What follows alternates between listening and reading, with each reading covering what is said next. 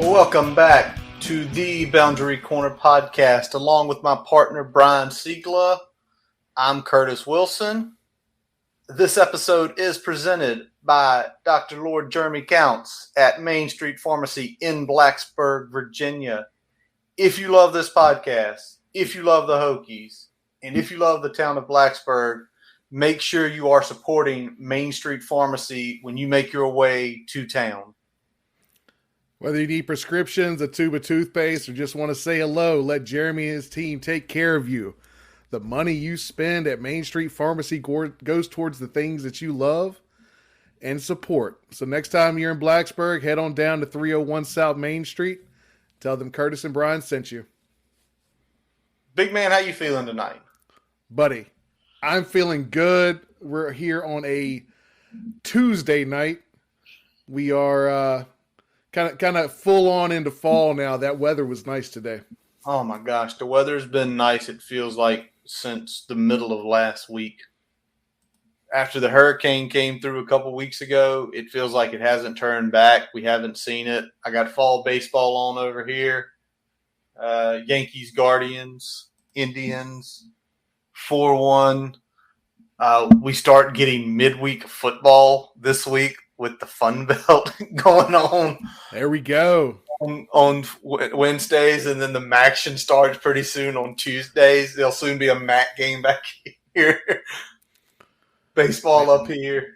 It's the time of year, man. I mean, you guys do anything fun over the weekend? We went down to South Boston, man. We hit up the county fair just before the game started on Saturday. Another sign of fall right there at County Fair. Brought some barbecue home from the fair. Had a little dinner at the house while we watched the game. So doesn't get much better than that, man. How about you? Baseball obviously Saturday before the game, and then went out to Lloyd's Pumpkin Farm out in Goochland on Saturday, which was a blast. The hay fort, which is, I mean, it's hilarious to see your kids get up there, run and jump up and down. Corn maze, all that fun stuff. Pick some pumpkins. There we go. Made the check. Got some good picks with the kids. Little girl's first time going out there, so it was an absolute blast. So again, it falls here and it's football weather. And Saturday was that great day. Had all the windows opened up here in the man cave. Watching the game where the Hokies unfortunately do fall to Pitt 45-29. And I think for a lot of us, that game, I don't know a way to put it. It felt like there was some hope, right? Some hopium in there in that game. Yeah, we saw some signs of life. And I think that's kind of what we've been looking for the last couple weeks. Especially from the offensive side of the ball with some signs of life. And we finally got those. The offense was able to run the ball much more effectively against that Pitt front, which I was kind of shocked because that's probably one of the two best defensive fronts we've seen this season. Yep. And the last time we saw a front that good, we were pretty much shut the fuck out. So yes, we were. The fact that we were, I'll say effective, not good, but effective running the football against them is definitely a positive sign there. And then other than that, we saw kind of a mixed bag. We saw some things to like about what we saw on defense, and then we had a good handful of plays that we didn't like, and then we saw very, very up and down special teams play. You had a big block that resulted in a touchdown, but then you had a lot of short punts. Yeah. Some other snafus. You had a blocked extra point.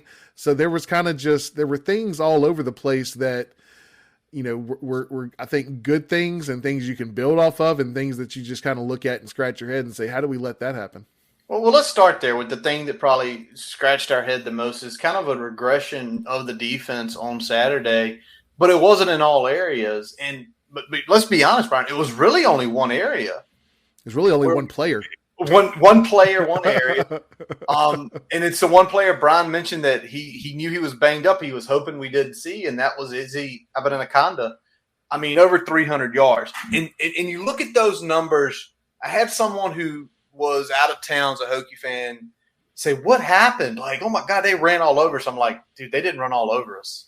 Like, they had 8 plays. And he's like, what do you mean? I'm like, 8 plays. He had 8 carries of 10 or more yards, 242 yards on those plays. That's insane. Yeah. And we're sitting here as I'm diving this on Saturday night, watching some of the late games, watching Guardians of the Galaxy. I look at the other 26 carries and it's like 78 yards. But all those 8 carries, over 6 of the 8 turned into touchdowns. And then the other 2 essentially flipped the field significantly on each time. And I mean, so Brian, say what it is. Say what it was up front where we saw that big regression. Yeah, I mean, we had some run fit issues throughout the game, particularly when they went with the split zone and the power, especially when they went power to the heavy side. That really gave us some fits in terms of getting to our run fits. And you said it, 8 carries, 242 yards, the other 26 carries, 78 total. So we're looking at under 3 a carry, except for those 8, and those other 8 are 30 yards a carry. I mean, that's a big swing there. But I mean, I think what we're seeing is that Will is still a rotating cast of characters, and that was probably the most inconsistent play in the game, in the running game. We saw guys getting some bad fits, little slow to get reads, things like that. No Harvey or Strong, so that meant Breon Murray was playing some nickel, playing outside more. He took some bad angles in run support down the field. So, I mean, there's a couple things there, but I'm going to run through the kind of 7 plays that kind of change the game for the Hokies here. All right, before we get into those 7 plays, big announcement today. You hit me, you popped me on the depth chart. Essentially, the guy we expected to be starting at will is back this week in Alan Tisdale. Yep. So, and I know you were saying to me, we know what Tisdale is. We know what Tisdale can do. And that's a bigger thing. Where we saw what Brian's going to discuss here with some of the will linebackers, we hope to not see, because he has been practicing. He probably is going to be in game shape. Yeah, he's been on the scout team, so he's definitely in game shape. And he's obviously been here since the new regime arrived, so he should have a good understanding of the defense, even though he doesn't necessarily have those game reps yet.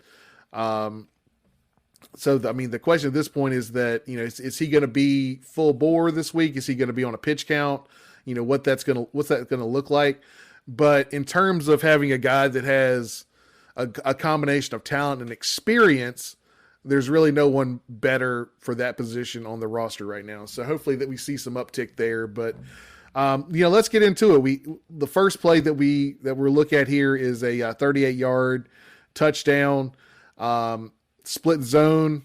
We saw Kendricks kind of lose his gap, and that resulted in the entire right side kind of getting blocked by that tight end that's coming back across the formation. And that created a huge hole that kind of put guys in the secondary on islands. And you get a guy that is as good as Abanikanda is at the second and third level of the defense, and it's a recipe for disaster.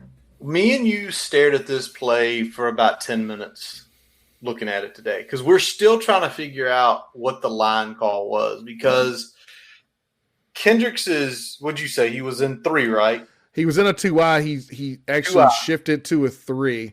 I don't know if that was like it's a belly check. I mean, sometimes you have that when you kind of read that a split zone might be coming. I don't know if that's what the check was, but they didn't do it every time that we saw a split zone, so I'm not sure exactly if that was the call. And then I told you what kept catching my eye was he and Jay Griff were on the same line. To me, that's a huge giveaway that something went wrong, because if you're going down the same line, there is somewhere open, and why are you pursuing the exact same lineal, right?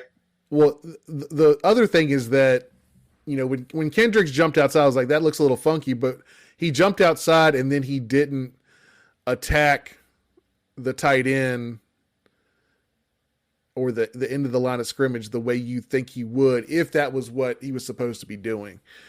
So he still had bad technique, even if he did the right, the right slant there. So I'm not sure exactly what was going on there, but he kind of took himself out of the play. And because he took himself out of the play, that also took Griffin out of the play. And that whole side of the defense was kind of wide open and let Abanikanda kind of get up there in the second level.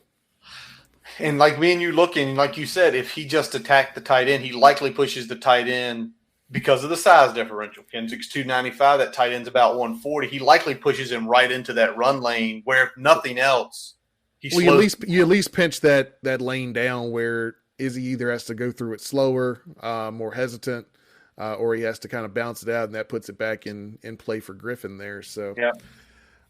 You hate that. We said the second one there, another split zone. This one, it looks like Panay, loses his gap. Trying to, he kind of doesn't get his head across like you want him to. And then he looks like he kind of panics, undercuts, and then it doesn't quite get to the ball carrier. Wide open rush lane for Abanikanda, and next thing you know, another big gain. You made it sound, when you talked to me about that play when we looked at it, you said he knew he did something wrong, and instead of crossing the face, he just tried to shoot gap. And as soon as he did that, and what it's that pressing and technique, right? Like not trusting. You're because you said if he just would have went with him, it's not a 28-yard gain. Well, he didn't cross the lineman's face like you would like him to, but instead of like just continuing to press the blocker and kind of hold that ground, he tries to shoot underneath him and doesn't make the play. If he probably holds that, he probably gets some help because you had Kendricks that had beat his man and was coming from the backside there. So, I mean, there was a chance that you get a tackle for loss there, and if you don't, you at least give your guys in the secondary some more time where they can get into a better position to make a play at the second level there. But unfortunately, we didn't see that, and that was a blitz call that was kind of away from the point of attack. So I mean, it was a good call relative to the defensive call. It kind of put us in a bad spot from Jump Street. So that hurt, but then we also hurt ourselves in not kind of doing what we needed to do there. Yeah, and that was a 28-yard where they were on their side of the field, I think about at the 25 or 30, so it immediately flipped the field. So it wasn't like none of these happened with the exception of what we'll talk about. Oh, hello, Robbie. I have not talked to Robbie since Friday. I don't know what that means. Also, good evening, LeVar, with us on Facebook. But like every play was of crucial. And then the next one is that 17-yard run, which again it's like the head took over and the instincts didn't for everybody but the guy trying to make the play. Yeah, I mean, 17-yard touchdown run. It was split zone on 3rd and 2. Cole Nelson gets there, has him in the backfield. It's going to be a loss of 1 yard. Got him wrapped up. And then all of a sudden, Izzy keeps his legs grinding. Nelson gets a little bit of a bump, kind of falls off the tackle, and next thing you know, Izzy's scampering to the end zone. But there's others that were around the ball carrier. I think we're a little too content to let Nelson kind of finish that tackle solo. I know Kendricks was getting kind of blocked. I think either Kendricks or Fugu were kind of getting blocked around the point of attack.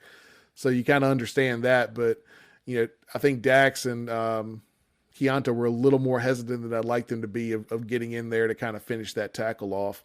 And then ultimately, the tackle's broken and he's scampering into the end zone. So, that's one where you're holding them to 3 and now all of a sudden they get 7. And that's those little things were the differences in the game. What about the next? I did not look at the next one with you. We had a breakup for a few minutes. Where was this one at? This was obviously after one of the bad punts. Yeah, this is right after the bad punt. this is what happens when you're effective with your bread and butter. In this case, they were running split zone very effectively, hitting us for kind of big gashes. And you see us start to kind of flow and follow that. Well, now you've got the guy that's coming across the formation and normally kicking out on the backside. Well, now you've got him sneaking out into the flat, catching a little dump off from Keaton Slovis, and he goes up the field for a very large gain. Immediately goes from short field to field goal range in one play, and that's kind of that's one you hate to see, but you understand it because when you're effective in one thing, you can kind of work off that and counter off that and do some other things that give the defense some fits. Yeah. Now, the next one we did look at together, and this goes back to if Bud Foster used to always preach it there, guys, when they're young, their head and their feet don't talk to each other. And this next play, this next touchdown run, it was a sign of it. And for Jaden Keller, it makes sense. Jaden Keller, as you mentioned, Brian, a couple times to me and when we're on here, it's the first time he's played this position. And when a play like this happens, when you look at it and you see it live on game, he didn't do the right thing. And then when you look at it like we did, I looked at it 5 times with you. That means you looked at it probably 15 by yourself before we got together. Just kind of say what it is. Yeah, I mean, it was a 27-yard touchdown run. It was just a zone play, pretty straightforward. There was no window dressing here. There was no extra gap created by the split zone. This should have been a pretty easy read.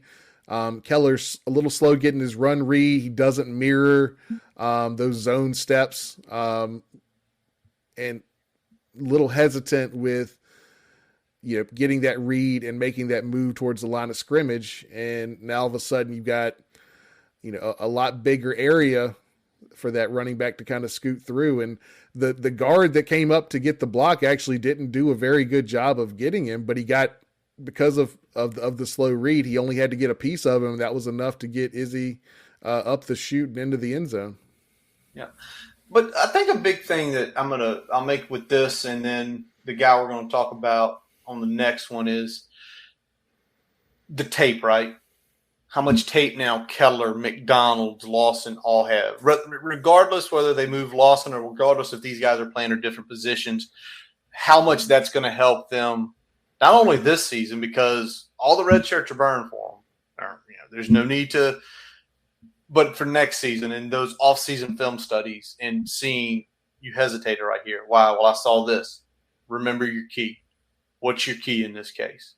Because to your point with Keller, if he follows his key, again, it's still probably a gain. It's not the massive gains. And I think as me and you looked at all of these, and there's 2 more we're going to talk about, every single one of these could have been solid gains, not back-breaking gains for the Hokies.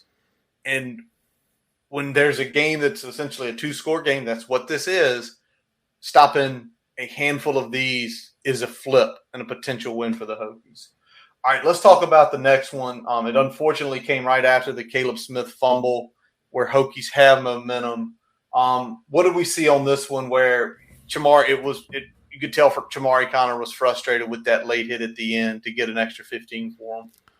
Yeah, I think they had kind of turned things around, had rallied a little bit, had a good run of where they were fairly solid and fairly sure in their run fits and on the defense as a whole. And you get the sudden change, and then you get 39-yard run right after that sudden change. And this is just a power O. There's some decent fits, but McDonald loses the edge. He kind of gets squared up by the fullback, and Armani gets caught looking inside, and we lose containment. And then you tack on 15 yards for the late hit. And again, it was one of those, it got them deep. And that's what every play we've discussed here tonight has either been a touchdown run or it's been a flipping of the fields. They're immediately in field goal range. Even the 28-yarder we talk about with Panay, they're out of field goal range, but if you hold them, they're going to punch you deep likely. You're not going to have great starting field position. So, everything was crippling. It wasn't like, well, here's a 28-yard run from the 5. you still have some things to work with. Yep. All right, well, let's talk about the last one, the big one. This is the backbreaker. This is the one that killed. Go ahead. Yeah, this is the 80-yard touchdown run. It's another power. This was not really a great snap by any of the linebackers except for Jenkins, but the biggest problem is that no one is kind of following the pulling guard here, and that allows him to tee off on Connor instead of that block is designed to go for a linebacker. He's not supposed to be getting to that next level and taking out our last line of defense there.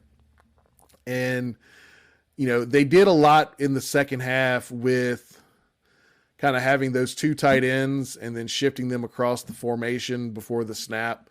And I think that kind of gave us a little bit of trouble with the adjustments. I mean, in this case, you'd like to have seen McDonald. There was when the guard pulled, there was a down block. You would have liked to seen McDonald kind of shoot underneath where the pulling guard is coming across behind that down block and try to make that play in the backfield because he's the unblocked man in this case. So, I mean, that would have been what you like to see. He was a little bit late kind of reading that. He took about 3 steps towards the line of scrimmage and away from the play before he started redirecting towards where that play was going. You'd like to have seen him, that one step and then say, okay, that's a down block. Okay, that's a pulling guard. And then he knows what to do from there. So he's a little bit slow on that. So, again, there kind of is the breakdown of each play. You get a chance to go back, listen to this segment. We are trying to work to where we can show the video on the screen. There's a lot to go through with this because there's rights and stuff like that. But hopefully in the future we can have these breakdowns like this. Obviously a little easier in the off season because we get to plan an episode 2 and 3 weeks ahead. Brian can find film out there that's already being distributed that essentially copyright can't come after us. All right, well, let's keep talking a little bit more. Let's talk about the defensive line. I mean, obviously we heard a lot of things there with some guys making errors. Big thing on the defensive line on Saturday was Garvin being out. It doesn't even matter.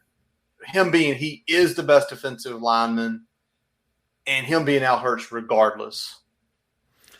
Yeah, I mean, he's a big case here for us. He's the veteran in that room.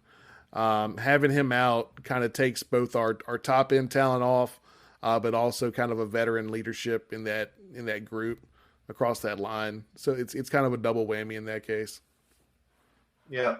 Now, the defensive line, not all bad. I mean, they did get 5.5 tackles for loss. We had 11 total, which is just to think 11 tackles for loss and you still got 300 yards ran on you is just insane to think that.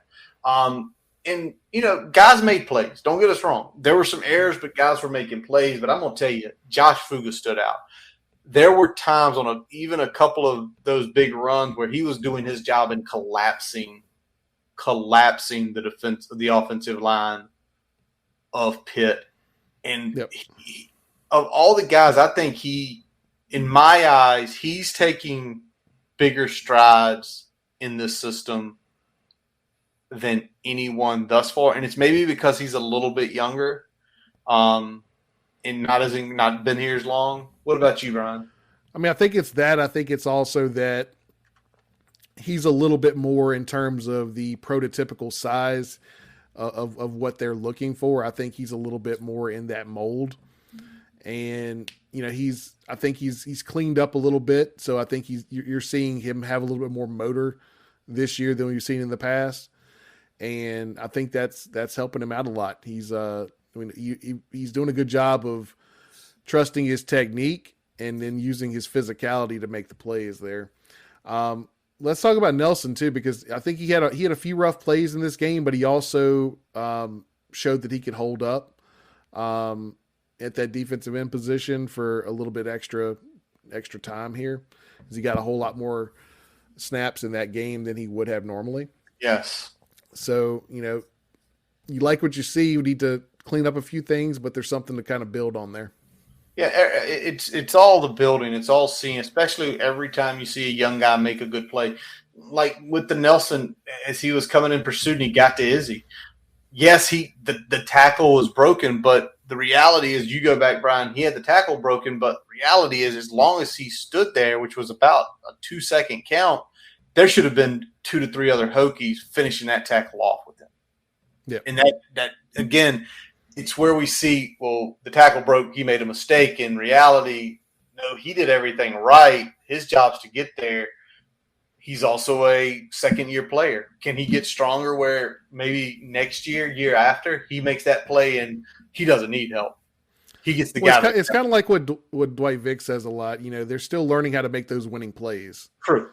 And I kind of think that's part of it right there. That play where Nelson is there and then he's not. That's some of those winning plays that Dwight talks about. And a lot of what I've talked about, those other big plays were kind of in that same vein. Guys not trusting their technique, guys trying to panicking and then trying to be a hero because they feel like they're not where they need to be. Yep. All right, let's flip. Obviously, in the secondary, younger guys had to step up Saturday. Dorian Strong out again. And even though he's listed at the top of the depth chart, I mean, I'm really wondering if they're just putting him there just for show and if he's going to be out long. Because you would think with a hand injury, and this is coming – I'm a Niners fan. Jimmy Ward broke his hand on the opening kickoff versus Carolina. Literally, he had his surgery yesterday. They're fitting him for his cast on Saturday. They don't anticipate him playing this week because just no practice, but they anticipate him playing next week versus the Chiefs.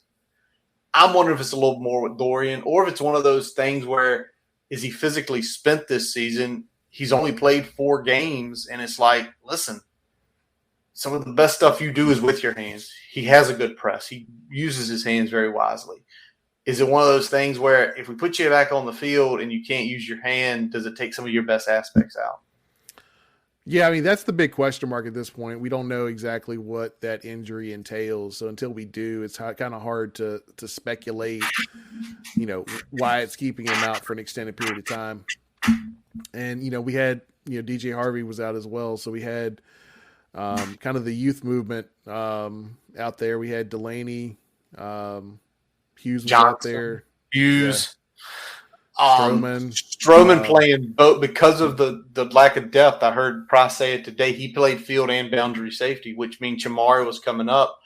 So Stroman playing a spot he's not accustomed to because of, again, the depth issues, something we've heard a long time. But of those guys you mentioned, I mean, is it still is I think Mansour Delaney has shown. Yeah, he's shown out well. It looked like Cam Johnson had some good snaps in there as well. So, we're seeing some of the depth get created now with some of these young guys combined with the veterans on the team, and that's only going to be good going forward, but also good obviously heading into next season as well, when a lot of these guys are going to be counted on for a much larger role on the defense. Absolutely. All right. Let's flip it. Let's flip it to the offensive side of the ball. And Brian, I mean, you. This is my feeling. You can tell me how you feel. I think this was the best game for this offense, considering the quality of defense we played. Knowing Narduzzi's pedigree, Pitt was coming in as a top 30 total defense going into the game, and we have some 3-and-outs and where we looked a little inefficient? Yeah, but did we have some good drives? And some big plays, yeah. I mean, this was as good of a offensive output as we've seen all season. This wasn't like Boston College where we got a lot of short fields early in the game, and then we kind of rested on a big lead as a result of that. We had to earn a lot of these yards. Other than the blocked punt for a touchdown, we were driving the field on this team to get those points. So that's a difference. And, the play calls, I think, I haven't had a big problem with the play calls this year, but I feel like there was a slightly better flow this week.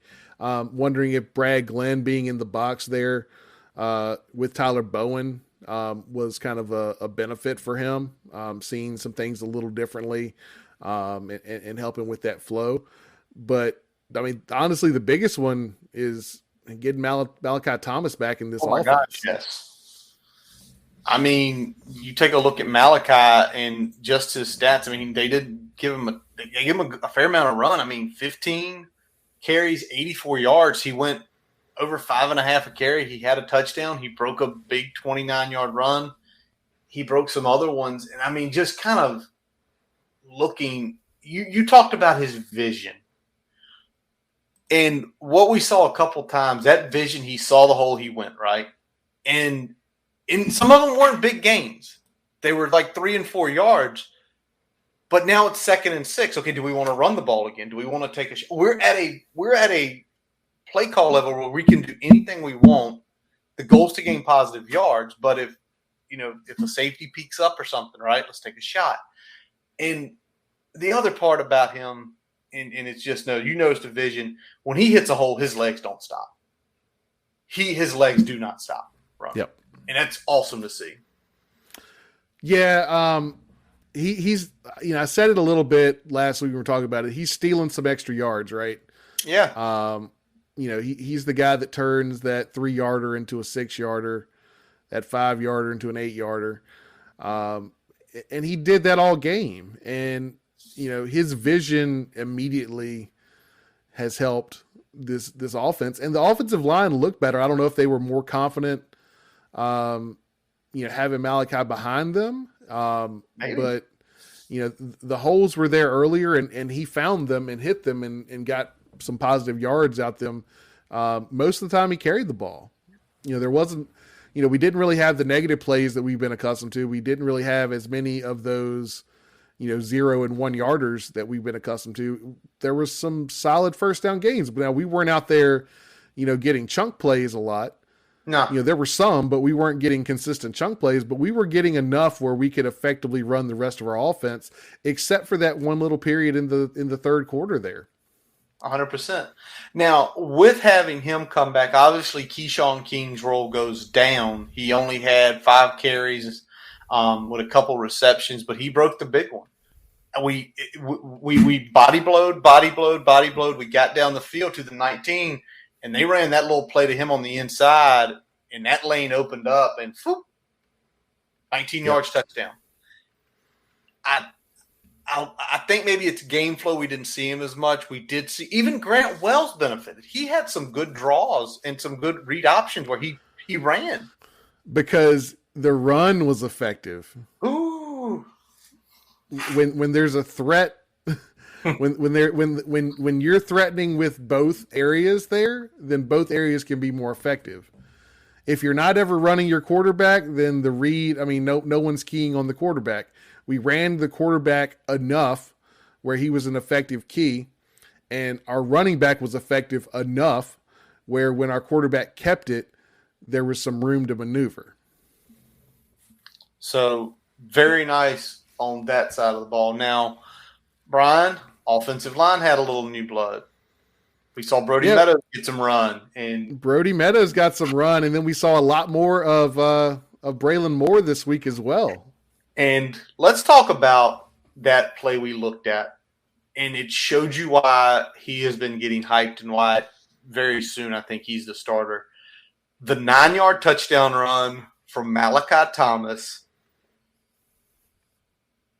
Do your thing, man, because that was yeah, Braylon completely collapsed his side of the line of scrimmage. Collapsed. Yes. Just to a point where as we're watching it, Brian, I'm like, man, that's good. He's wiping out. And Brian's like, Silas laid his block. He missed it. But the damn gap was so big where Braylon had cleared it. It was like Malachi still had room to get right up in there. Yep. That was the big thing. It looked like Silas was trying to kind of step in. I think he was expecting Gallo to kind of double team with him, and he just kind of lost his leverage in that block before Gallo got there. But it did. It didn't matter because, like I said, Braylon had collapsed the the D tackle so much, there was just a huge hole on that side of the offense. So we're seeing those young guys, and again, when it's like, is this weird hand in hand? Malachi comes back, the younger guys get run, and don't get us wrong, there was a good run play. Jesse Hansen made a good play on one of those good, as you said, what is it, a wrap, Brian, where he wraps, or no, more wrapped. He got upfield wrapped, and I think that was Malachi's biggest run was when they did that. But again, it's little steps. It's things that we heard with Coach Rudolph last week talk about. All right, let's now talk about Grant Wells, because I think if anyone from the better running game, he benefited the most. I think his best game to date, 25 for 47, 277 yards, 1 touch, 1 pick. The pick was a Hail Mary at the end of a half. Wash that out. And really probably only 2 or 3 balls thrown with risk. 2 of them I noticed is when we were down 16 trying to push the ball. Yep. Not many, like maybe a couple bad passes here and there, but not I don't know the words I'm trying to look for here. Not those, what the hell? Why are you passing that? Yeah, I mean, he tried to force a post into cover 2. That was really his worst throw. Everything else was pretty decent, or at least a calculated risk. Definitely his best game to date. Got through progressions a lot more consistently. And I think that's, as you said, it's a product of a more efficient running game. This is what Grant Wells can be when he doesn't feel like he has to do everything, when he's not responsible for 75-80% of the offensive production. And that's going to be a good thing going forward, because like I said, that's probably the best defensive front we're going to see the rest of the season. Maybe NC State. NC State, they're probably right there with them. NC State better linebacker core though. Yeah. That's kind of a difference. Not that Pitt's a shit linebacker core; they're a solid group. NC State's elite at the linebacker group. Yeah, I think that's the scary part. You mentioned the progressions, Brian. Do you know how many passes running backs got of those 25 completions? How many? 8. Okay. A couple were set plays. I think like a couple of them were like Keyshawn and Chance motioning out of the backfield. That was the first read. But you talk about getting to progressions. If he's getting there and we're getting check downs, we're not forcing it, we're gaining. And I mean, the passes didn't amount to a lot. They only amounted to 8 receptions for 23 yards. But 2 yards is better than a sack. And it's better than throwing a pick into a bad situation, right? Yep. Again, we got to start with the little things. If we can get the little things done consistently well, then we can kind of move on to some of the bigger things. Yep. Real quick, wide receiver room. We've already mentioned what happened with Caleb. We're not talking about that play again. Caleb Smith, 9 receptions, 152. He was the ACC wide receiver of the week. Got a little banged again. I mean, if you want to talk about toughness and, as we will make a joke here, grit, I think Caleb Smith has that, because Coach said today Caleb was good to go this weekend. And he's showing out. And I'm trying to think, does he have a year of eligibility left? I think so. I could be wrong. Sure. See, the whole COVID shit just. Yeah, I still don't know how they're classifying some folks, because at first I thought they were going to like just retread the year that they were on as the COVID year, but a lot of times they just kind of advance the year and then they're giving them a bonus year. So in this case, Caleb's first year was in 19. So if they count the COVID year, he could come back next year, which I kind of hope he does come back next year. Let's talk about your boy again, Brian. Daquan Wright had himself another day, man. I put on the timeline on Twitter, man. He is a walking, talking first down. It is that way. If you need a first down, look for that man. Look for that man, which slowly but surely he's going to start drawing more attention. more attention, and you're going to have Smith getting open. You're going to have some run lanes there. I do want to say this. One of the best passes of the game was that 43-yard bomb to Dwayne Lofton. And I think Tally put up, was this a good throw or a great throw or a great catch? And I think Dwight went up there and said, great catch, really good throw. Because they both were, because Grant was on the opposite side of the field, right? He was on the opposite hash when he chucked that ball into the end zone. And go ahead. I was just going to say, I mean, if you're talking about it, it's a great throw. You had to have a strong arm to get it there. It wasn't a perfect throw. You'd like to see him place it probably a little bit more out in front, but from where he was throwing it, kind of where he was coming off, it wasn't his primary read. He saw it there. He got it there. I'll take it all day. And I will too. And give Lofton credit for coming back to the ball and making the play on the ball. We saw that burn us numerous times already this year. It finally burned someone else. All right, Brian, you kind of caused some controversy Saturday after the game with your tweet. Me? No way. How dare you say that Pry has got to get better at balancing game management and defense? How dare you say that? How dare you critique him? No, I got it from both sides. I was told that I wasn't critiquing Pry enough, and then I was told that how dare I say that he wasn't calling a good defense, which is what I was saying at all. What I was saying is that there were moments in the game where, because of game management, because of the little things that it takes to be a head coach that can, cost your team, there were some moments where we probably left some points on the field. Yeah. And, I'm not saying that I blame Pry. Like, he's still getting accustomed to being a head coach. And he's getting accustomed to being a head coach while also calling defensive plays. And being more in tune with what's going on with the defense than he is with the whole game. So you got to kind of stay in that mindset and understand, all right, well, I'm calling the defense, but once I'm not calling the defense, I've got to make sure that everything that I need to handle from a time management, clock management, making sure that it wasn't just, us with the ball. It was also, okay, well, if they get the ball back, how are we handling this? Are we calling time out here? It's these little situational things that I think when you're caught up in the moment of calling the defense, that sometimes it's hard to keep an eye on those other things. Whether that means we need, somebody else that kind of is funneling him more of that information more consistently. So he's more aware or what, but, and I'm not saying take his duties away now. I'm saying I need to see a little bit more progress on that front to say that I wouldn't like to see him be a head coach without the calling duties and see what Marv has. Yeah. Now you did suggest passing it off, but that seems that's not happening this year. I listened to the presser about an hour and a half ago, and basically he said, that's not our plan this year. Our plan this year is I'm calling it. Chris is learning. Chris is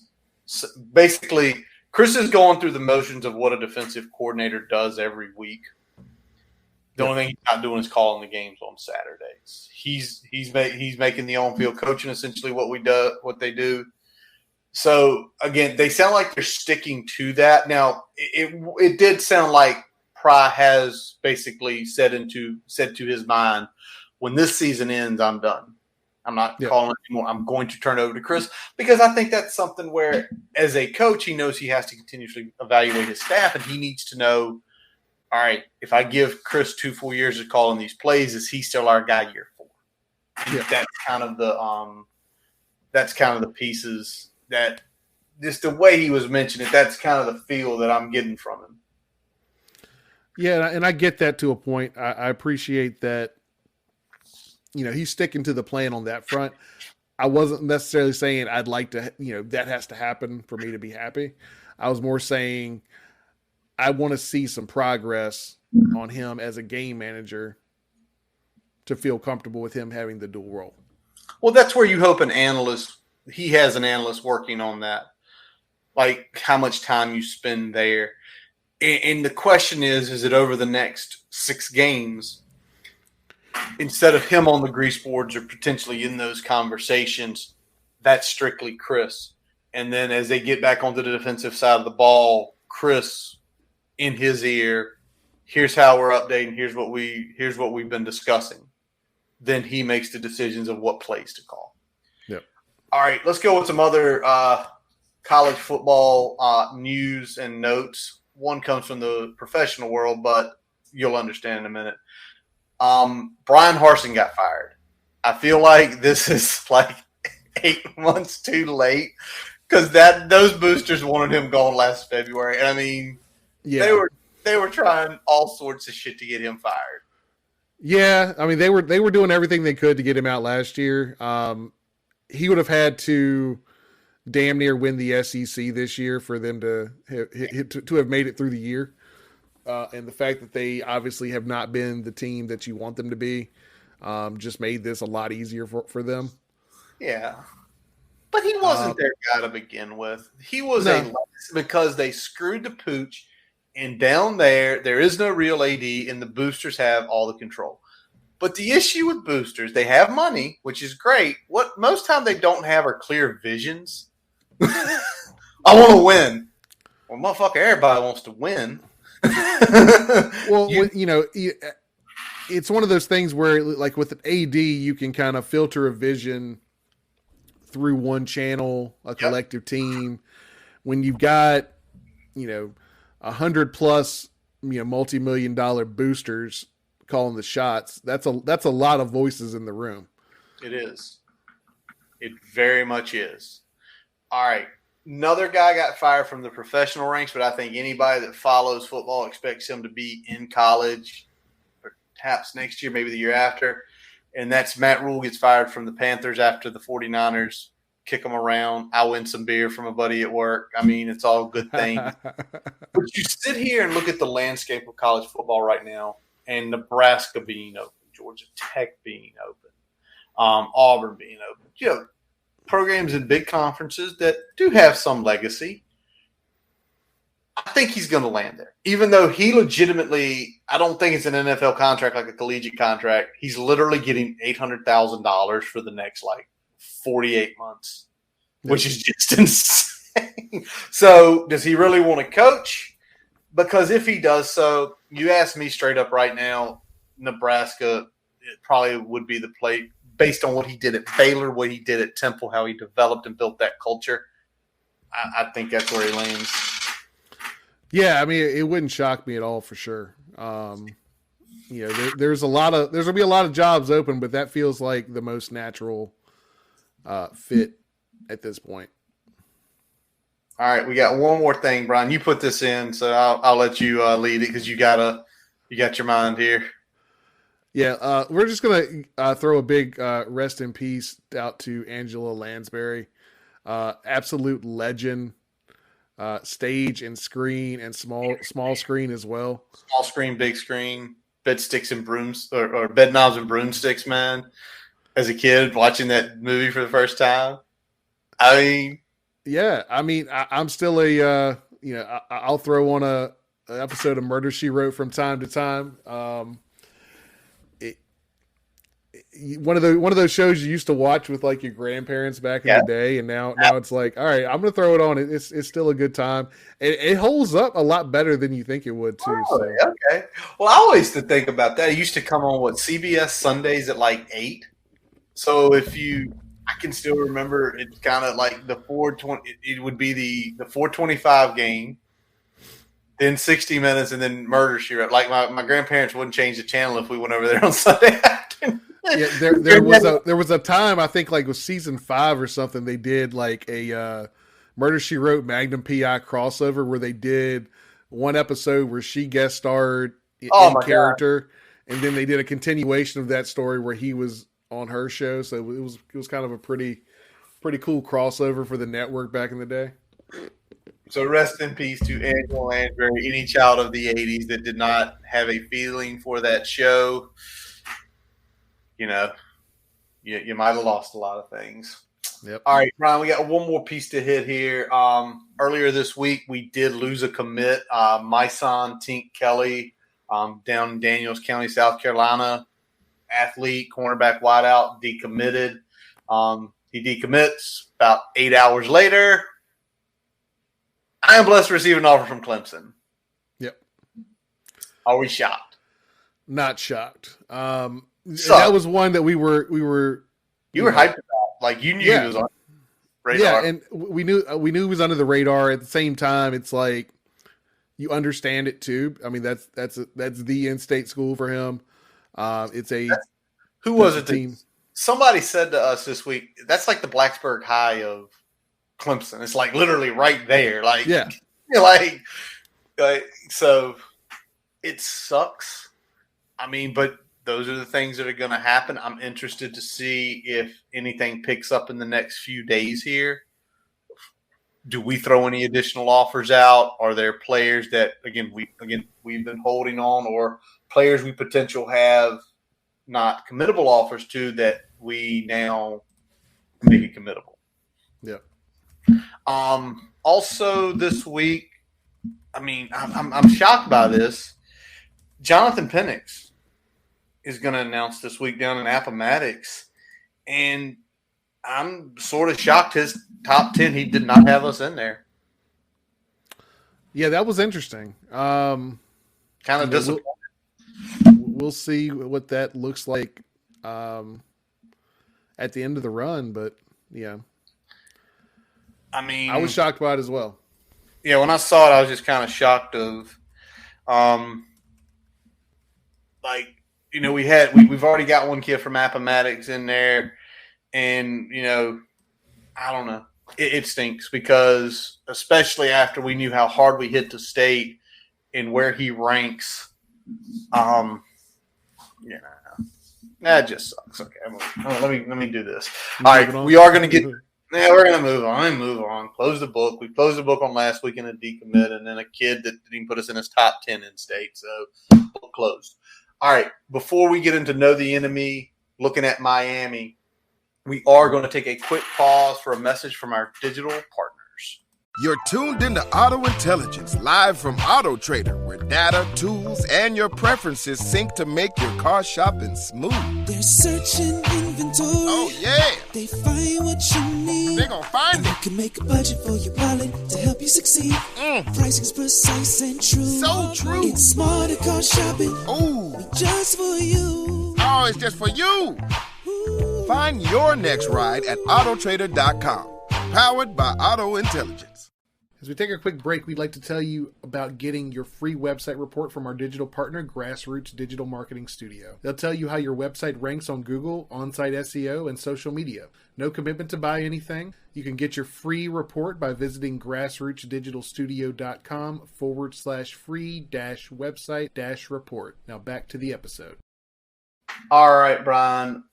Let's flip it here. Know the Enemy, Miami, and let's start with the quarterback, because it's been a roller coaster ride for Tyler Van Dyke, 6'4", 224 from Glastonbury, Connecticut. A 4-star prospect when he came out in 2020, composite, and then, started for them last year, had a great season, and then he got benched this year. So, he came back last week, and it looks like maybe he's the starter.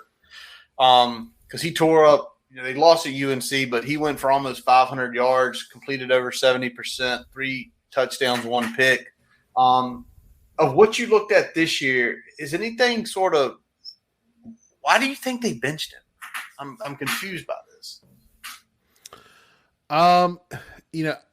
To me, it looks like just being somewhat ineffective with his footwork. Leading to some of the inaccuracy that he was having in the game. Okay. He's been very effective in the short and intermediate passing game on the whole in his career. He's got a strong arm. He's got the ability to deliver the ball on the run and off platform. But he's not really elite in the arm talent category. He does lose some velocity when he's going downfield.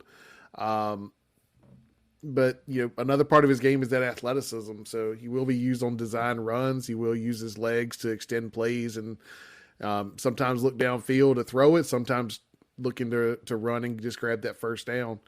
But he does still stare down his primary target from time to time. He'll bail on good pockets when he's consistently pressured. So if we can get some pressure on him, we might get him to kind of bail on something that's there and maybe get a tackle for loss or a sack or something like that. And like I said, the big thing is that his footwork, if we can keep him moving in the pocket, that's the better for us. How much do you think this goes from he was running, Rhett's RPO / air raid last year, where Cristobal's a little bit more, to me, it's a little bit more of a pro style. It's still multiple, but a little bit more pro concepts. Do you think that was affecting him and where they decide to bench him and say, get yourself right? And then he comes back and obviously has his best game. Could be that. Sometimes it's just clear your head, make sure that you kind of see somebody else do it, and sometimes that helps you process a little bit better. So it might be some of that. It might just be, hey, you've given us all we know we can get out of you this game. Go ahead and take this one off. We'll finish it out. We'll start again next week. All right, awesome. All right, so taking a look here, obviously his biggest target, and legitimately his biggest target, and probably his most reliable target is Will Mallory, the 6'5", 245-pound tight end. Mallory out of Jacksonville, Florida, Providence High School, composite 4-star when he came out. He looks like prototypical when they used to be tight end. You would how many years they would run a first or second round tight end coming out of that place. Yeah, this is a complete tight end here. Great hands, runs good routes. He's definitely their primary stick mover and safety valve. Use him a lot on drags and crossers, quick outs, stick routes, things like that. But he's also really deceptively good after the catch. So when he catches the ball, he can still make some things happen after the catch. And they will occasionally send him deep up the seam as well. So if they're going to take a shot with him, it's going to be up the seam. And so far this year, he's on pace to easily outdo his career high last year. Last year, 30 receptions, 347 yards, 4 touchdowns. This year, already at 20 receptions, 242 yards, no touchdowns. And again, I wonder if that's a product of the new system. Had a monster game against UNC. 8 receptions, 115 yards. So, unfortunately, he's sort of rounding into form right as we go play them. Do you see him a lot? Does he play inline any, or is he always going to kind of be joker wingback? He's a little bit of everything. He's probably – the blocking is probably his weakest area, but it's not at all a weakness. It's just he doesn't excel at it the way he does the other areas of his game. Got it. All right. Well, let's take a look next at kind of their lead running back, and that's going to be Henry Parrish, 5'10", 190, Goulds, Florida. Originally a commit to Ole Miss, came over in the portal to the Hurricanes here in 2022. A consensus 4-star guy, 4-star 93, top 170 player, top 25 in Florida, a top 15 running back. So he obviously has the accolades, had the skill, had a ton of offers, and obviously chose Ole Miss to begin with. Had some run last year, had over 500 yards and a few touchdowns. What's the tape showing this year for him kind of being the lead back for the Hurricanes? Yeah, he's a running back that has really good patience at the point of attack, especially on those zone calls. They'll be running a lot of zone, so has a lot of patience to kind of wait for the blocks to get there and make his cut. He finishes runs hard, but this is not the home run, second and third level threat that we saw with Izzy Abanikanda last week. So, yes, thank you. he's still got some ability at the second level, but he's definitely more of a pick his way through at the point of attack and get the yards that are there. He is more effective at catching the ball out of the backfield than we've seen recently, and he has real good vision when he's out there outside the hashes in space. They will split him out wide and use him as a wide receiver as well, so he has that in his wheelhouse.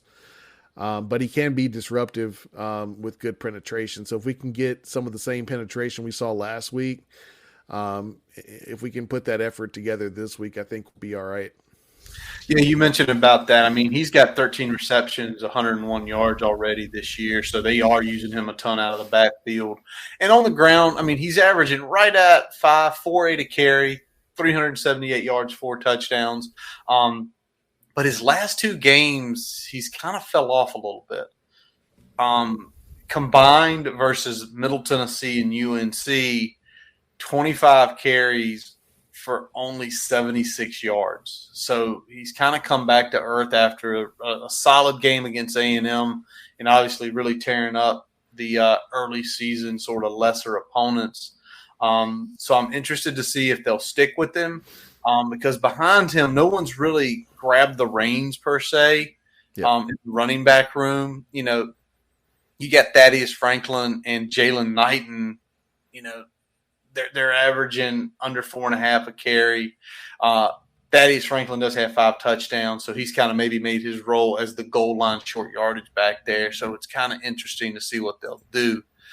Now let's flip over to the wide receiver room next, Brian, and we want to look at Michael Redding III, freshman from Pensacola, Florida, 6'2", 202 pounds, 4-star.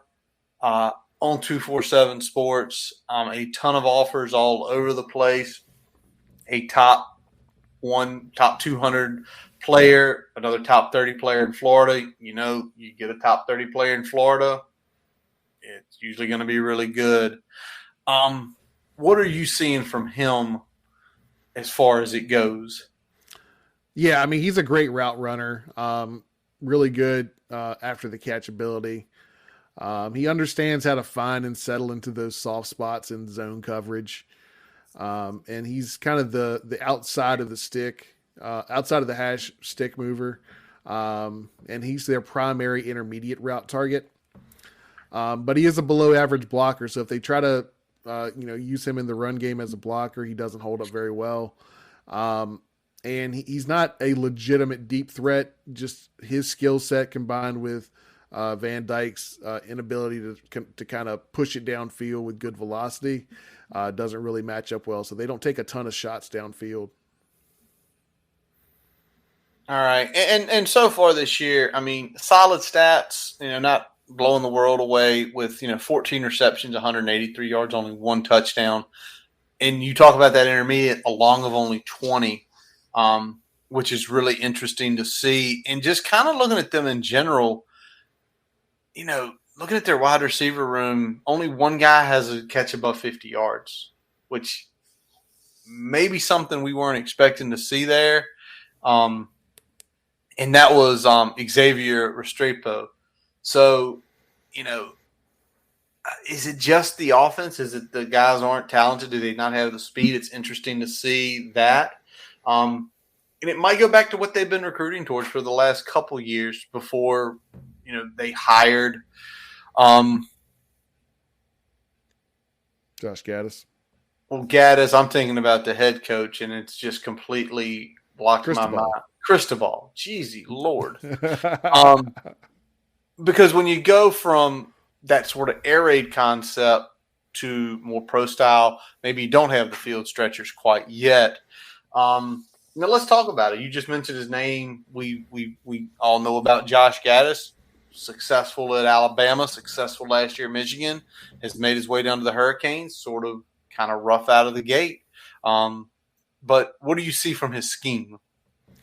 I mean, it's a hybrid pro style. They have some like West Coast and spread elements kind of mixed in there.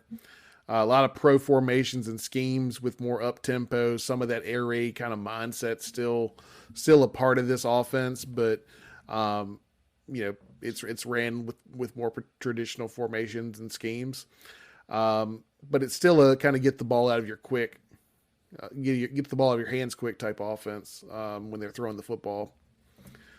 They like to move the pocket a lot to take advantage of Tyler Van Dyke's abilities to throw on the run. That's mixed in with more pro-style elements that blend gap and run schemes.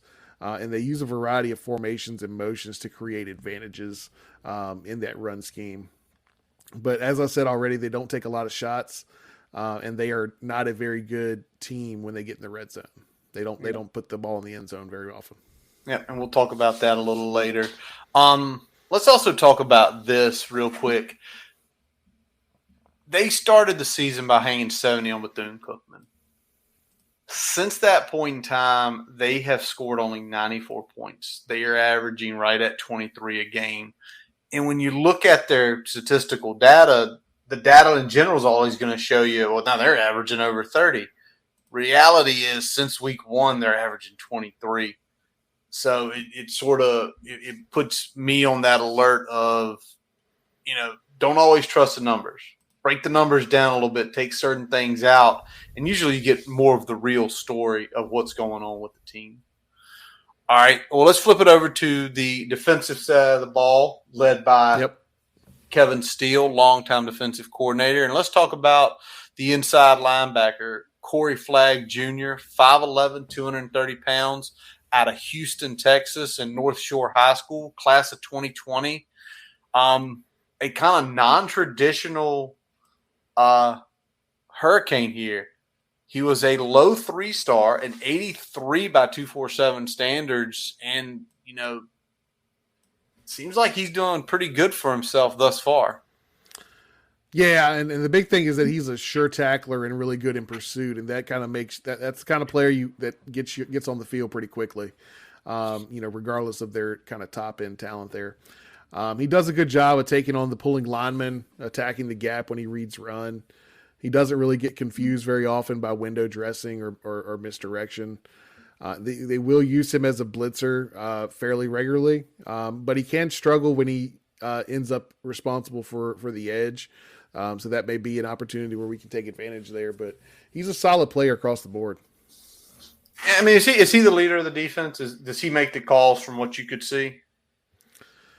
Yeah, he is one of the players that makes the call there. They kind of rotate another, I think, redshirt senior or super senior. I forget his name right off the bat, but those are the two primary inside backers that they're using. All right, and so far this year, I mean, great stat line. 30 tackles, 7.5 of those are tackles for loss. He's got 1.5 sacks. No interceptions, no real pass deflection. So, like you kind of mentioned there, Brian, for a couple minutes, is he's attacking a certain area of the field where he's not out there in coverage. Yeah, a lot of run responsibilities, a lot of going sideline to sideline in the run game. He's mostly kind of sitting in some soft zones when he's in coverage. He's not running man-to-man with a lot of guys. Awesome. Well, let's flip and let's take a look at one of the guys on the back end here, and that's Cameron Kinchins. Sophomore, 5'11", 202 out of Miami, Florida, out of Northwestern High School. Composite 4-star when we came out. Was a top 350 player, top 25 safety. So far this year, solid numbers, just 10 tackles, but he's really been a kind of, I wouldn't say, I don't know if you call him a ball hawk or just Johnny on the spot. He has 3 interceptions and a fumble recovery. So he is essentially taking care of 4 turnovers by himself. Yep. Is the tape saying that he's a hawk, or is he just in the right spots? A little bit of both. I mean, he is their primary coverage safety. He's not asked to be a force player very regularly, but he does a decent job when they ask him to. Occasionally you'll see him in the box, but usually he's kind of the deep middle safety or matched up in man coverage. They will occasionally use him as a blitzer, but that's not his strong suit. He sometimes gets kind of eat up if the block's there, unless he's running free. But he does like to hit. But he will occasionally miss tackles from time to time, so that might be an opportunity where if we can kind of shake that first initial hit, we might have some opportunity to break some long gains there in the secondary. So when you see those missed tackles, is it bad technique, playing recklessly? Kind of coming in too hot usually. Okay. Not being in control, not breaking down, not forming up. Any man responsibility? Or do they try to keep him back in the middle, like you said? It's a mix. He's either playing deep middle third, or he's in man coverage. Okay. So they mix it up a little bit. All right. Makes sense with Steele with some of the stuff he does, as we'll talk about in a few minutes here. All right, let's go to the defensive line, and let's talk about Jafari Harvey, 6'4", 252 pounds, from Port St. Lucie, Florida, at a Vero Beach High School. 4-star weak side defensive end when he came out in 2019. He was a top 160 player nationally. He was a top 10 weak side defensive end. He was a top 20 player in Florida. And you look at his sort of, his offer list: Miami, Mississippi State, NC State, Florida State, Kentucky. To be a highly ranked guy, he's missing quite a few names there, but it's still a good list. He's got Georgia on here, but usually you see a guy in that 93, 94, you see a lot more offers. What's the tape saying on him? Was it size maybe coming out, maybe people were worried about, or something else? Yeah, it looks like size. He had all of those like quality second tier offers, just none of the, only really one or two of the first tiers. Yeah. But he is their primary edge rusher. A little undersized. They often have him in a 2-point stance, but he will put his hand in the dirt. He's not as good against the run as he is when he's rushing the passer. He can get washed out of plays when kicked out by the tight end or pulling guard. So he does get blocked easily sometimes in those more gap schemes, which we can hopefully take advantage of. And he does better when he can just shoot a gap, something where he can go upfield, use his athleticism and his strength to his advantage. Yeah. And for Harvey, the first few games, he missed the game against Southern Miss, or didn't register in the game against Southern Miss. Only a couple tackles against, A&M. But the last two games against Middle Tennessee State and against UNC, he's starting to show up in the box. He had 5 tackles in each game. He registered a sack in the Middle Tennessee, a half a sack. He has 3.5 tackles for loss total for the year. So maybe rounding into his own. Again, new defensive coordinator. We're seeing it here, figuring out what to do with guys, right, who have played a prominent role. Because, last year and, really his second, third year, just 26 tackles. So, it's just interesting. You see a guy so highly rated and not do the production. It's wonder, was he a potential casualty of not getting developed correctly coming out? All right, Brian, let's take a look at one more player, and that is James Williams. 6'5", 224 defensive back. And he was, we kind of went up and down. We had some low guys. We had some mid-90s guys. This is one of the elites of the elites. 5-star composite and with 247, top 15 nationally. He was the top safety in the 2021 class, a top 5 player in Florida. Obviously, you hear that 6'5" and over 200 build, and he was 215 coming out in high school. He was already ready made. What's he look like on tape? He definitely pops on tape, and they actually have deployed him in a lot of different ways this year. Okay. You'll see him kind of as the Sam backer, that primary coverage linebacker in this 4-3 defense. You'll see him lined up in nickel when they go nickel. You'll see him at strong safety. So they kind of move him different positions depending on what other personnel is on the field. He rarely comes off the field. Okay. They just redeploy him in a different way. But definitely the best player on the defense has that Chamari Connor type role where he's doing a little bit of this, a little bit of that. But I mean, he's a really good tackler, plays well at the line of scrimmage for somebody that's in his first year of doing it. He's better in zone than he is in man coverage, but he's not a liability in either. Okay. But the real only weakness in his game is that he can get fooled with kind of that misdirection and play action. So if we're going to kind of get him out of position, that's the way to do it. All right. So, trying to think some misdirection. We're not seeing much misdirection recently with this offense. More play action than misdirection. Okay, yeah. So it'll be interesting. He himself, kind of already improving in the stats from last year to this year. He played significant role in 2021. He had 31 tackles, couple picks. This year, already 5 games in, 21 tackles already. Already a pick, 3 pass deflections. So he's definitely a problem wherever they put him on the field because 6'5", 225-pound guys with good athleticism, they aren't made every day. So nope. I don't think we'll see him for at least a couple more years. And overall, with the Hurricanes defense in general, 15 sacks for the year as a team. Again, Harvey's leading the way, but it's a lot of 1.5s, 2s. So it's not any one player jumping out. They seem like a solid defensive unit. But let's talk about that scheme, Brian, of Kevin Steele. Again, longtime defensive coordinator Kevin Steele. Yeah, it's a 4-3 scheme, something we're used to seeing Miami run. They're aggressive without being hyper aggressive in the blitzing category.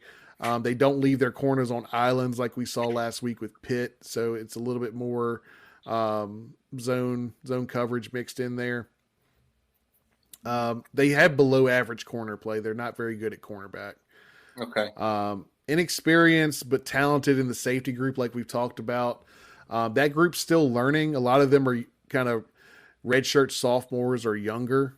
And they're kind of just mixing in and seeing what they can do. But most of those guys are kind of the 4-star rated players there. So they've got a lot of talent in the safety room. Just they're still kind of putting the pieces together. But above average front 7, pretty good linebacker play overall. And it's a solid unit, but they will give up big plays. So that's where we can probably take advantage of them.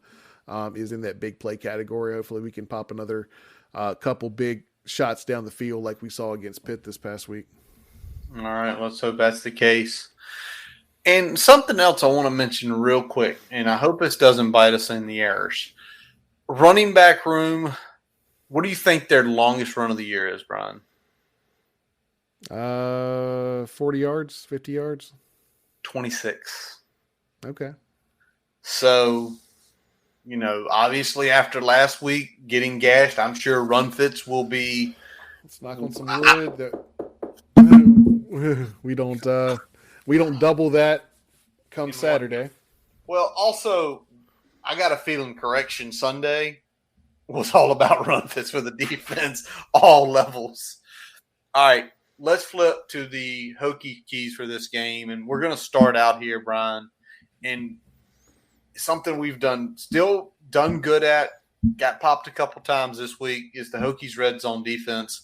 And it's more looking at through the lens of the Hurricanes red zone offense, which ranks 73rd in the country. They're only converting about 80% every time they get down there. So there's that opportunity, right? If we force them to drive the field, unlike UNC, this is a team that doesn't punch it in all the time. They leave points on the field. And, you watched a little bit of that game Saturday. What happened a few times when they got down there? They had one where they kind of busted into the red zone, had a fumble late in the game that killed a drive. They had a turnover on downs that killed a drive, and they weren't able to punch it in one time that they had to settle for 3. So they really only had 3 touchdowns on 6 trips last week, if you count the one where they got into the red zone on the rush before they fumbled it. So if we can keep them around that same number and both in trips and conversion rate, I feel a lot better about what we can do this weekend. Yeah, absolutely. I mean, anytime anytime you can do that, right? Anytime if they get down and you stop them, but it still goes to that big point of what we keep saying. When this team can get teams to have to drive the ball without big chunk plays, better things happen. Yep. Better things happen. And we saw that Saturday, when they weren't breaking the big ones, Pitt really wasn't doing that much offensively, including making a mistake when Keontae Jenkins made the pick and gave the Hokies a short field. So I'll be interested to see how Pry plays this with a team that's not showing as much explosiveness as the Hurricanes. All right. The other thing is going to be the Hokies passing offense. Because Grant Wells is coming off his best game. We felt like we may have found something having Brad Glenn in the box with Tyler Bowen. Again, Glenn, who had been an offensive coordinator prior. But also because of Miami's passing off defense. It's horrible. They are 105 in passing yards allowed. That's not good. That's below a lot of bad defenses that we've seen. They are bad at cornerback. Well, you said it. We didn't talk about any corners. Usually we try to bring up one corner or someone who's covering. We didn't talk about any in the players to watch for the Hurricanes. The other one, and this is, to me, I like this metric a little better than just yards allowed. The pass and efficiency defense. What if I told you, Brian, there are only 15 teams worse than them? That's wild, considering the talent on that team. So, yeah. So, what do you think? Just looking, I say passing offense. We look at their numbers. We show they aren't good. What sort of route concepts? Where do you feel like we need to attack this week? We need to make sure that we're kind of running Caleb Smith on some of those fades that we saw this past week where we had some success. We saw Lofton with the corner route for a touchdown. Things like that where we can kind of either get the cornerback not sure what he's supposed to do, where he's supposed to go, or things that kind of put those corners on an island in man-to-man coverage and let a big body like Caleb Smith get position and make the catch there down the field. All right. Daquan Wright, Nick Gallo. Do we need a Nick Gallo game from earlier this season along with Wright's been doing? Is that going to help with those short intermediates? Yeah, and those are going to be the ones that kind of keep us on the field. Those are going to be the stick movers, and that's what we're going to need. We're going to need a good combination of those stick movers with some of those shots where we can take advantage of their weakness deep down the field. Awesome. All right, something else I wanted to look at, and this is sort of it's still good because even if we look last week, Pitt only converted 6 of 15 on third down, and they were 0 for 1 on fourth, so 6 of 16 total. But our third down defense against Miami, and it's actually one of their strengths.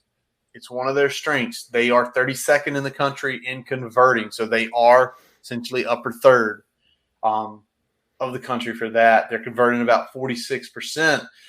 And even after the losses, if we get teams to third down, we're still one of the best units in the country.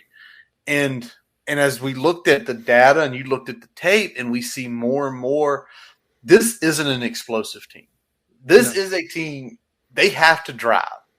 Yeah, they got to matriculate. Now they might get some of those, a bunch of 15-yarders to move it down the field, but they're not going to beat you in one play like Pitt would. Okay. So how key is that? How key is it? I mean, they're at 46. We're in the top 10, I think roughly about 27. Is there a number you're going to look at? Is it going to be, is it 35? We're 30 to 35 where they're roughly losing 3 drives or 4 drives converting a game. Is that what you look for? Or is it if we keep them to 40, we limit them 1 or 2 possessions? I think if we keep them to 40, that's kind of where we want to operate. Okay. And I think the bigger thing is, when they are driving, when they are having some consistency, make them have to earn it, make them have to run more plays, because the more plays they run, the more often they're going to make a mistake. So, make if they're moving the ball somewhat effectively, make that a 12-play drive where they end up kicking a field goal because they can't get it done in the red zone. Yeah, and we talked about Van Dyke tonight. And last year, Van Dyke, who played a ton, only threw 6 picks in over 300 attempts. This year, he's at 175. He's already at 4. He threw one last week. He threw a couple against Middle Tennessee. He threw one against Southern Miss. And obviously had his worst completion game against Texas A&M at 51%, discounting Middle Tennessee because he was pulled early in that game. So it's like I kept drawing back to that third down because it is something they do good, but it's also something that if they don't do good, it's what happened when they got blown out by Middle Tennessee, or not converting down in the red zone against Texas A&M where they had some chances and they didn't convert. So it'd be interesting to see that. All right. Last but not least, and I tussled with this one because I didn't want to seem redundant or same old. But Brian, after what we saw last week, I don't think me or you are going to – it might be the rest of the season we say it. It's going to be how the Hokies run the ball. Yep. And we don't have to be great at running the ball. What are they giving up? Just over 100 yards per game right now? Yeah, 102 a game. If we're just over that, that might be enough as a team. If we're just over that's effective enough because of how bad they are in the secondary. Okay. So right now, if we can hit that average, especially with how we played historically on the year and looking at last week, if we can build on last week and kind of put a similar type effort out there against this unit, that might be enough with all the problems they have on the back end. So is this something where you're saying we run somewhere between 25 and 30 runs, similar to last week, and end up like 110, which would be what, right at 4, maybe a little under 4 carry? Yes, 25 to 30 carries total, somewhere around 110 to 120, I think would be a good output. We don't need to set the world on fire. If we do better than that, great, because if we're doing better than that, that means we're probably controlling the ball and running out some clock in the second half a little bit. But I'd be good with just clipping over their average and getting a good 25 to 30 carries to our backs and quarterback. Yeah, and what's 102? 102 is a top 25 run defense, and Pitt was giving up roughly 125. Actually, they're about right the same ballpark. Right at the same ballpark, and we hit that average. And we just saw by hitting right at that average, we were in the game. The passing lanes were opening up. We're not – I think the funny thing is our expectations right now are we kind of seen it, right? We've seen just 1 week of having a slightly better run game. We're not going back to the days of Jones and Suggs and Wilson and Williams where we were getting 5.8 a carry and 6.3 a carry. We're seeing 4 work. Yep. And if the defense continues to play the way it has most of the time, and that little bit of bumping thing, there is a chance. And we'll flip over to game prediction now, Brian. I'll lead off. And I want all those things to be good. I do. But I feel like we have yet to put 4 consistent quarters together. And as crazy and wild as that game was on Saturday, we saw it was spells in the third quarter and the end of the fourth quarter where we didn't put it together. It was probably roughly 10 minutes, 10 minutes. We just didn't play good on either side of the ball. And in those 8 minutes, we didn't score any points and we gave up 21. And so, unfortunately for me, because until I can see us at least put 3.5 quarters together, 3.5, I'm not even asking for 3.5, 52 minutes. Yep. Yeah, 52 minutes. Maybe a little more than that, maybe 55. I got to go Miami 28-23. after a hard-fought loss for them and after a hard-fought loss for us. Yeah, I've got it a little bit closer, but right in the same ballpark, 27-24 Miami. And the big thing is kind of what you said. We still have not put 3 phases and 4 quarters together in the same game. You know, we saw some progression on offense. We saw a little regression on defense. We saw very inconsistent on special teams this past week, despite mostly playing a clean game. You know, we had probably 1 or 2 more penalties than I'd like, but clean overall. 70? Yeah, 70? Clean overall. Yeah. Clean overall. And, you know, if we can put those together, I like our chances, but I still have to see it. And until I see it, I'm going to probably still stick with picking our opponents, especially in a matchup where there's more talent and depth on the other side of the ball. And that's the tough part is you see their flaws, and it's like the flaws since we still can't play a 4-quarter game, we're not going to be able to take advantage of those flaws all the time. There's going to be times probably, I'm sure you're saying in your head, there's going to be a time where we get behind them and we're going to miss a throw, or we're going to take a sack. Yeah, I mean, we don't have to play a perfect game to win this, but we've got to play an 85% game, and we've been playing mostly somewhere between 50 and 70. Yeah. So we got to play an 85% clean game from a execution standpoint, from a time management, game management standpoint, from taking advantage of the plays that are there standpoint, to not shooting ourselves in the foot between penalties and turnovers. There's so much that we got to do. If we can get to that 85% level, we'll be competitive and squeak out some wins, probably against anybody left on our schedule. But we just haven't seen that enough to where you can kind of, you know, take a chance on that. So that's kind of where I'm at. I hope I see it this week.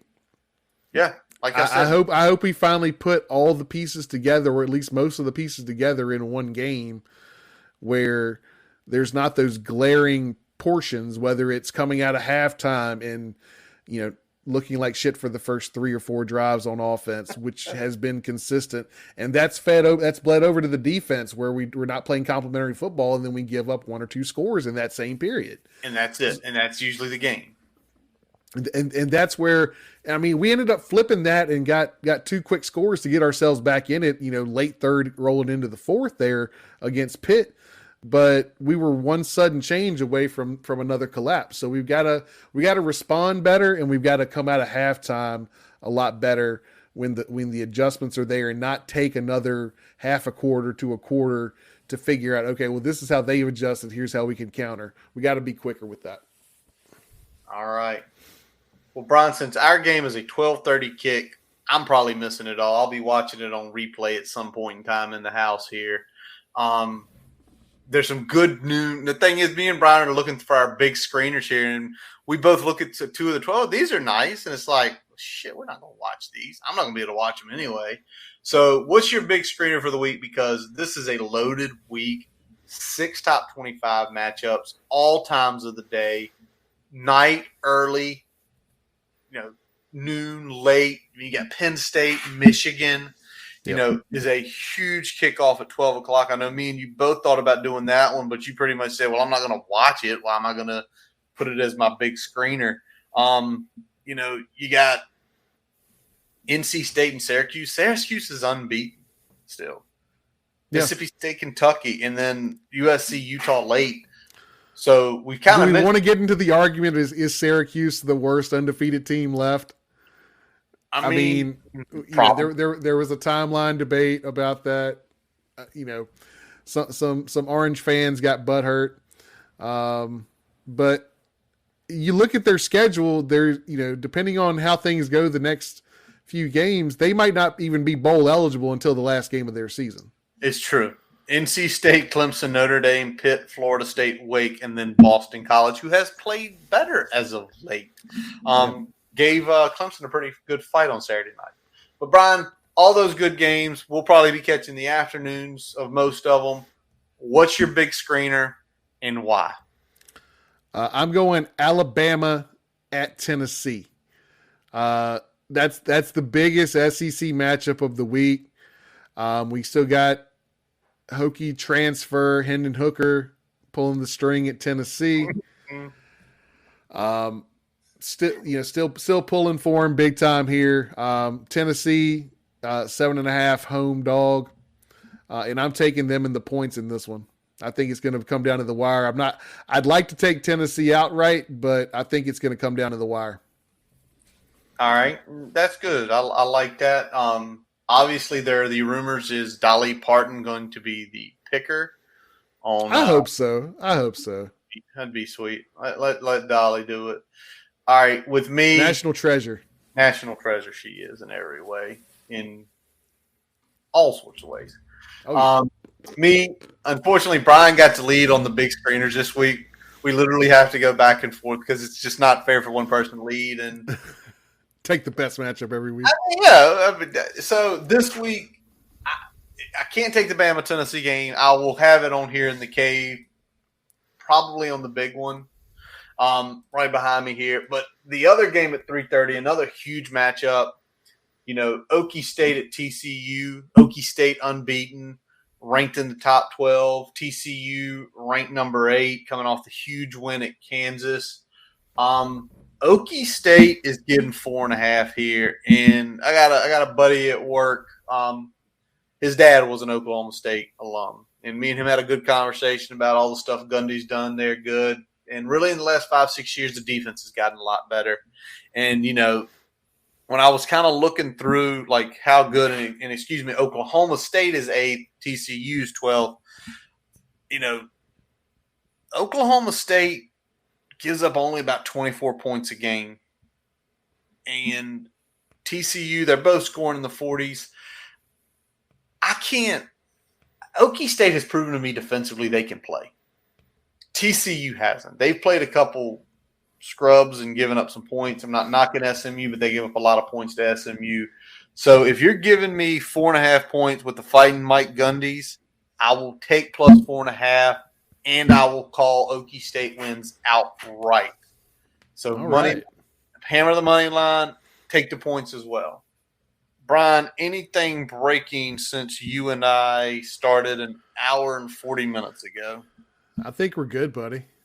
All right. We can punch off here, man. Let's punch it. And that does wrap up this episode of the Boundary Corner podcast, brought to you by Main Street Pharmacy in Blacksburg.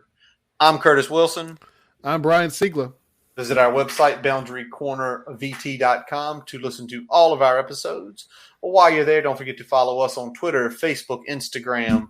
Subscribe on YouTube and your favorite podcast source, including Spotify, Amazon, and Apple Podcasts. We still ask you guys, leave messages, leave reviews. We're always looking for better feedback.